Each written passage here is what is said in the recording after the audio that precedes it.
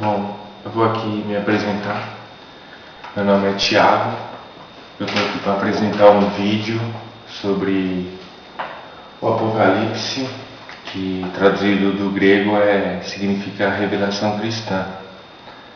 Esse vídeo está dividido em 3 partes e vai se dividir em mais quando for para o YouTube, para a internet. Bom, vou ser breve aqui.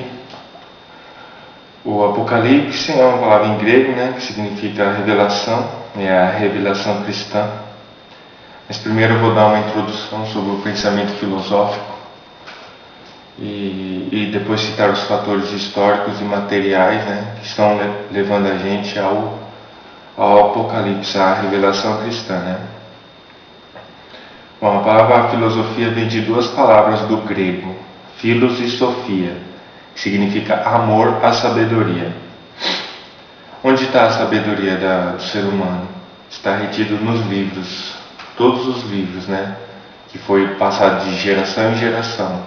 Porque o conhecimento, por exemplo, das sociedades tribais, eles eram passados na mente da pessoa, ficava guardado porque não era muito conhecimento. Agora o ser humano precisa estudar muito, para chegar ao nível alto, de conhecimento, porque sem os livros o ser humano começa do zero. Sem os livros ele é como um macaco comendo banana ainda, ele está cego, ele não sabe nada. Ele é a mesma coisa que aquele Neandertal que lá atrás. Bom, vou citar aqui o filósofo Francis Bacon, que diz: saber é poder.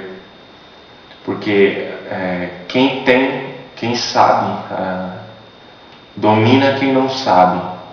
E isso é lógico.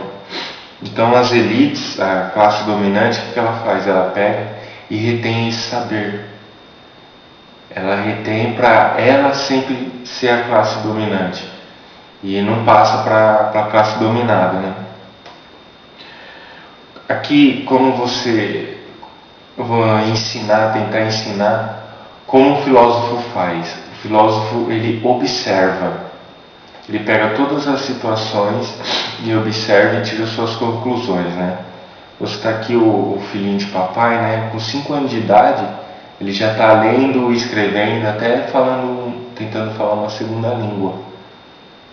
Aqui você pega o brasileiro de periferia, ele aos 16 anos, mal sabe ler. Vou citar aqui um fato histórico de Galileu Galilei, do saber dominante. Na época de Galileu Galilei, era a igreja que dominava, e não podia ir contra ela. E o monge Nicolau Copérnico, 1473 a 1543, afirma o heliocentrismo, onde o Sol é o centro do nosso universo, e a Terra gira em volta. E o que a igreja tinha a dizer sobre isso? A igreja, ela dizia que era a Terra o centro do universo, do nosso universo. Porque eu vou citar aqui, na Bíblia, em Josué capítulo 10, versículo 12. Então Josué falou ao Senhor: no dia em que o Senhor deu os amoreus na mão dos filhos de Israel, e disse aos olhos dos israelitas: Sol, detente em Gibeão, e tu, lua, no vale de Aijalon. E o sol se deteve, e a lua parou, até que o povo se vingou de seus inimigos. Aí você pergunta: mas como assim o sol se deteve? Será que Deus Todo-Poderoso, Onipresente, Onipotente não sabia que o Sol é que estava parado e a Terra que estava girando? Se ele quisesse dar essa ideia, ele tinha que dizer o seguinte: a Terra parou, porque é a Terra que está girando em torno do Sol. Hoje a gente sabe disso. E o saber dominante daquela época, por não ter um saber científico, um saber filosófico, ele se valia da Bíblia, né? E levava as pessoas a questionamento. Mas se Deus tão perfeito, como que Deus não sabia que era o Sol que estava parado, né? E era a Terra que estava girando? E Galileu Galilei, ele usou essa observação de Nicolau Copérnico e pôde provar com o telescópio, né, que haviam inventado na época, que era o Sol que estava parado e a Terra que estava girando. Mas a igreja prendeu ele, né? Tinha inquisição. Se você fosse contra o seio da igreja, você era queimado na fogueira e tudo, mas Galileu foi contra. Mas a igreja, para ele não morrer queimado, ele foi obrigado a dizer que aquilo era mentira e tudo. Mas hoje a gente sabe que o Sol está parado e a Terra que está girando. Bom, eu vou citar aqui o filósofo Heráclito de Éfeso, que diz o seguinte: tudo flui e não se pode entrar duas vezes no mesmo rio. Então a ideia é essa, que tudo está fluindo. Por quê? Porque o ser humano, a visão do ser humano muda de acordo com a época, ele descobre as coisas, né? No sentido que ele quis dizer tudo flui, é que está sempre em movimento, o mundo está sempre em movimento, não se pode entrar duas vezes no mesmo rio, porque se você pular no rio, aquela água que você se banhou nela já foi, já se passou. E quando você pular de novo, além de você não estar mais naquela água, você também é uma pessoa diferente. Então, está sempre em movimento o mundo e tem gente que na verdade quer estagnar. Eu vou citar o filósofo Sócrates, um resumo do livro de filosofia. Ao criticar o saber dogmático, não quer com isso dizer que ele próprio é detentor de um saber, desperta as consciências adormecidas, mas não se considera um farol que ilumina. O caminho novo deve ser construído pela discussão que é intersubjetiva e pela busca criativa das soluções.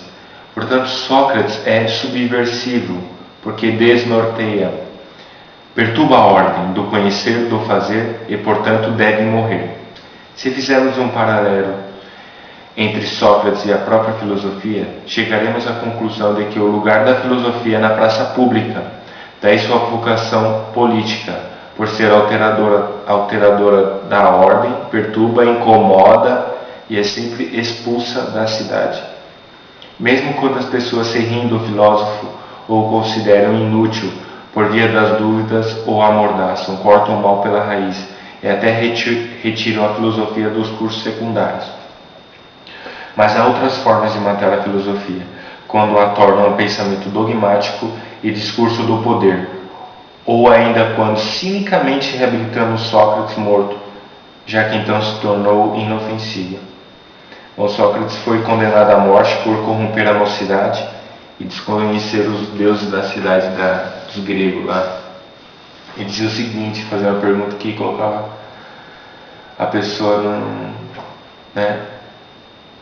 Ele falava assim: tá, que existe essa imagem aqui do deus tal, mas do deus Zeus, mas alguém já viu esse cara?